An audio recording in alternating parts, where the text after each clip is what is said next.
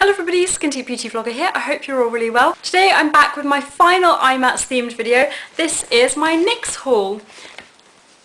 In case you didn't read the information box on part 2 of my IMATS videos, I decided to do the vlog section as a separate video just because I felt like my videos were getting a bit long. So I've actually done 4 themed videos around IMATS this year now, which is a little bit intense, but this is the last one, so if you're not a fan then don't worry, it'll all be over soon. If you are a fan, then sorry, but I'm hoping to go again next year. NYX was an absolute nightmare of a stand. They need to sort it out. Admittedly, it was better than last year to a certain extent, because last year there was a really long queue and you couldn't really look at anything, whereas this year it was if you imagine a square stand, then the queue snaked around and you could look at the products whilst you queued. However, if I'd known that I was going to be queuing for as long as I was, there's no way I would have bothered. I was queuing for an hour and a half, which is absolutely ridiculous. And then I felt really pressured whilst I was looking at the products because I was conscious that there were so many people behind, the queue kept moving, I felt really rushed. So it really wasn't a pleasant experience. Last year they actually had 2 stands, which I think worked a little bit better. I would no way have queued for an hour and a half had I known, but I kind of, you know, when you're queuing for a while, it didn't really look that bad to begin with. Then I was queuing for a while, and by that point I was like, well, it can't be that much longer. And I'd already queued for a certain amount of time anyway, so I just thought, deal with it. It was fine. There were quite a few products that they didn't have that I wanted to check out, but I managed to get quite a few bits, and I spent £60, so not bad at all considering how much I bought. Rather than talking through each of the individual prices as I go, I'm just going to pop them in the information bar, and if you're interested then you can look at that. Obviously they were discounted because of it being IMATS. NYX is a really affordable brand anyway, and one that I really do like. I've pretty much liked everything I've tried from the brand. So maybe at some point I'll do a hits and misses video or a one brand tutorial. Let me know if any of those things are of interest.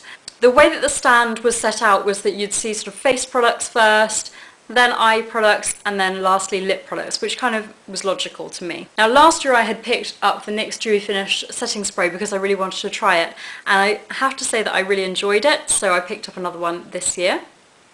It's a nice, affordable setting spray, lives up to the name, takes down any powdery finish. It's a good wallet-friendly option, not quite as much as a favourite as my beloved Scandinavia, but actually a pretty good everyday version that I really do like. I already own a couple of the NYX stick blushes. I own the shade Hibiscus and also Tea Rose, and I love both of them.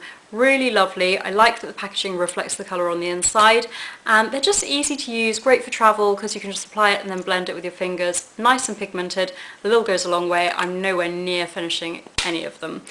They do have a mineral oil base, but I've never had any issues with them breaking me out. So I picked up the shade Pink Poppy. And then I thought this was interesting. They didn't have the contour palette that a lot of the US YouTubers have been raving about, but this is a Wonder Stick, so a highlight and contour stick. I wasn't too sure on my shade and they didn't have testers at all on the stand, so I picked up the shade Light Medium. Maybe I'll do like a review video on this, let me know if that's of interest, but I thought it was a really interesting product and a nice way of getting into the sort of contour and highlighting trend, but in a slightly different way, because apart from the Smashbox contour sticks, it's difficult to find this sort of product. This annoyed me because I really wanted to try the Glam, I think they're called Glam shadow sticks. I'm not the biggest fan of the jumbo eye pencils, so I didn't pick any of those up this year, but I thought that I reached for a Glam shadow stick. I thought this would be a really nice wearable taupe for every day, and in my panic and rush I'd actually picked up one of the liners. Extremely similar packaging, and it was right next to each other. They were right next to each other on the stand, and as I said, it was chaos on that stand. I felt really pressured, so I grabbed this by accident. This was the shade Glam Nude, and to be honest, I'm not too sure how I'm going to use this for an eyeliner, but we'll hopefully make it work. I do like the NYX eyeliners that I've tried previously, so that's, I suppose, the only bonus of that. And although I picked up the NARS eyeshadow primer, I also wanted to pick up the NYX version just to compare really. I thought that this might be an interesting wallet-friendly option, so not the most exciting, but it's a waterproof eyeshadow primer. And then everything else that I got was lip products, and I do like the NYX lip products that I've tried previously. I'm a big fan of their lip liners, so I picked up another lip liner. This is one of the pencil ones, so the type that you need to sharpen. I chose the shade Hot Pink. number 845. I guess because I just bought that She App lipstick from NARS, I thought that could work well together. I've had my eye on this for a while. This is the shade, the Soft Matte Lip Cream, which people really do rave about. A bit of a blast from the past, actually. And this is in the shade, which I'm going to butcher, sorry if you're from here, Addis Ababa? Addis Ababa. Capital of Ethiopia, anyway. Really nice, bright, bold lip colour. I'm not going to swatch all of these because I can see my camera battery flashing at me and I don't want this to be another really long IMATS video.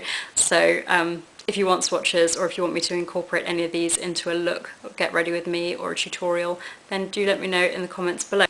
I was really pleased with your comments on my recent Get Ready With Me, which is my first ever one, so thank you.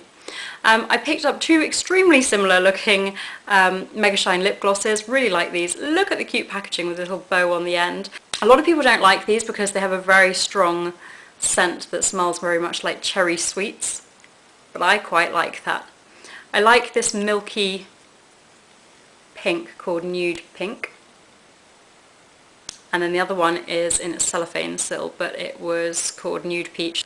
So two sort of neutral peachy pinks.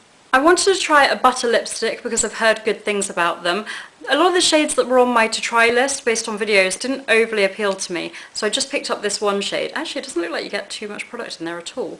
I do really like anything like a lip butter, so that's really sheer but buildable and easy to apply, very wearable and comfortable on the lips. This is the shade Candy Buttons. No discernible scent to that, but a really pretty colour.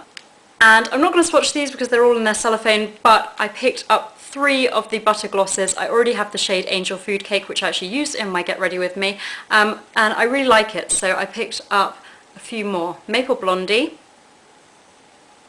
I like that the colours on the outside are the same as what's on the inside. Peaches and Cream. Makes it easier when you've got a big makeup collection as I do. And then Apple Strudel. I hope that you've enjoyed this. Do check out my other IMATS videos, which I'll link below. Do give it a thumbs up if you've liked it. Subscribe if you haven't already. Anyway, I will let you get on. Enjoy the rest of your day. Thank you so much for watching and see you soon. Bye!